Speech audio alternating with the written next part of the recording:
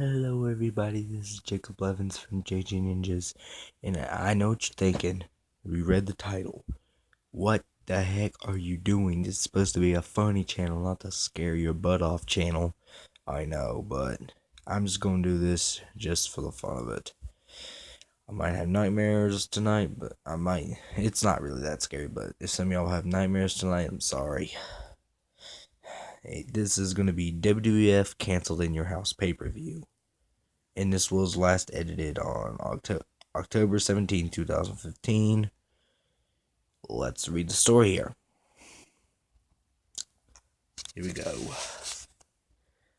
And I'm just going to do a screenshot of this. I'm just going to read it. Yeah, you can't see well. Anyway, before I start telling the story, let me introduce myself. My name is Dexter.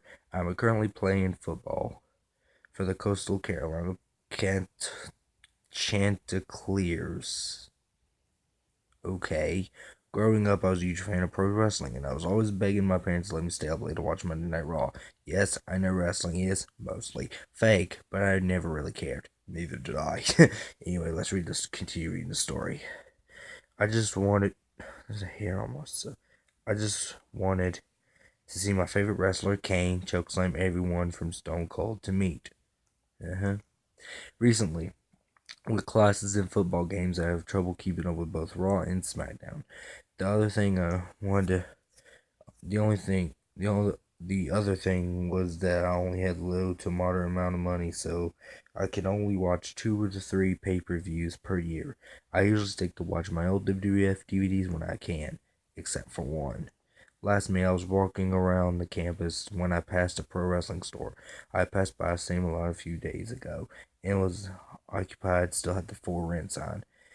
Those must be some efficient workers, I thought to myself. Shrugging, I walked inside. As soon as I walked in, a blast of air conditioning welcomed me. Thank God, South Carolina is actually the coolest place in the country. Scanning the shelves, I spotted the action figures, sound march, and DVDs.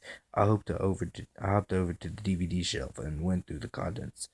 A couple of WrestleManias, Jeff Hardy one, and a complete in your house box set.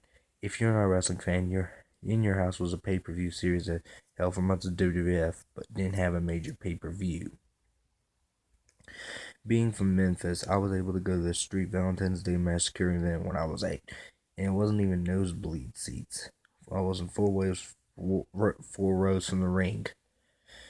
I snatched a box set, an Eddie Guerrero figure, and a Monster Energy from a vending machine, and I put my loot in the counter. I expected that In Your House collection to be worth a fortune, but nope, it was only $25.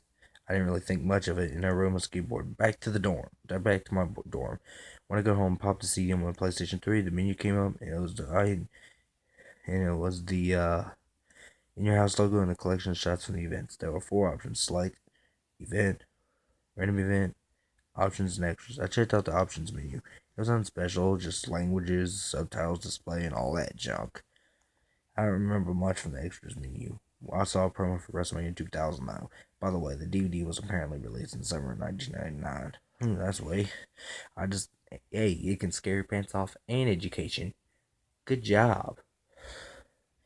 I decided to get this show on the road, and it's one select event. It took me to listen to all your In Your House previews, all 28 of them. I scrolled through, and sure enough, everything from In Your House to Blacklash was there. As part of my mind wanted me to go further for some reason, to see if there's any more options. There were. Right there on the screen was 29 Armageddon In Your House, clear as day. The title itself didn't really strike me as odd. There were In Your House events that later became yearly pay-per-views like Unforgiven.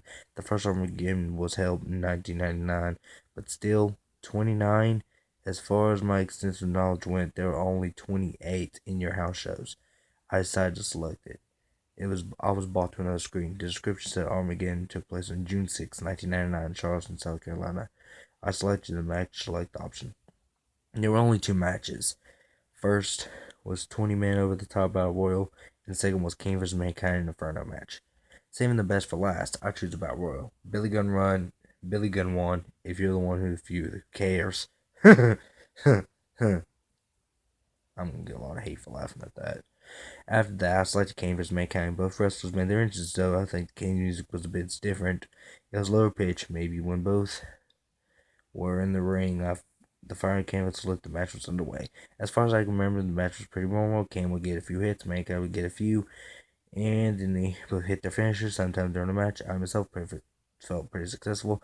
I had found a lost WWF event. Still, why would Mr. McMahon reveal all the traces from the promotion's history? I was about to find out. Kane had been getting a ton of momentum. He's a great Mankind in a chokehold. Nah, knowing full well that he was coming next, a small 10 years old, all over again. The bigger must live, Mankind tossed him into the flames. The bell rang, signaling Kane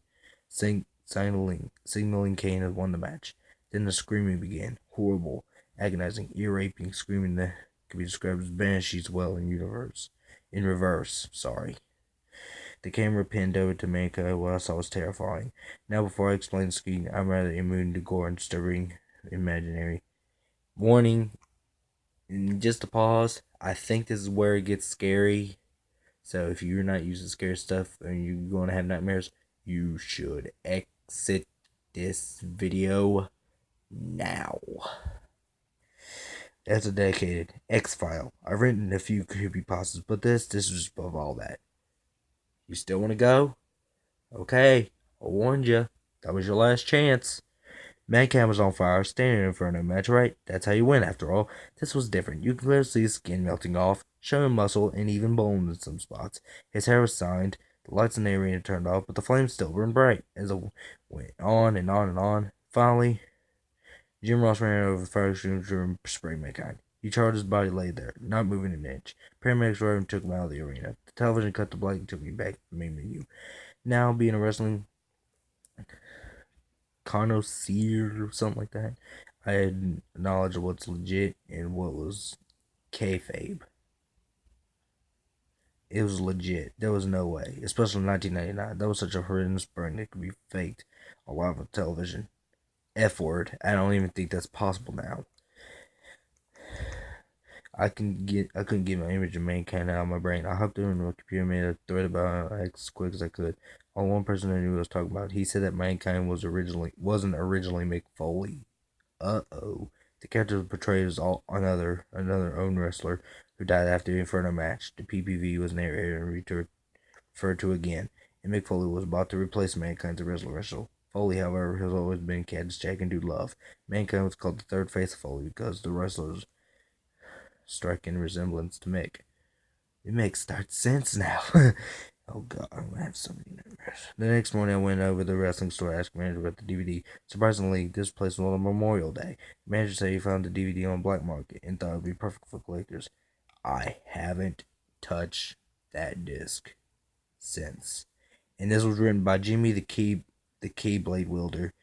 And it's also available on CCBYSA. I hope you liked the video. I probably think you wouldn't like it. Anyway, I warned you.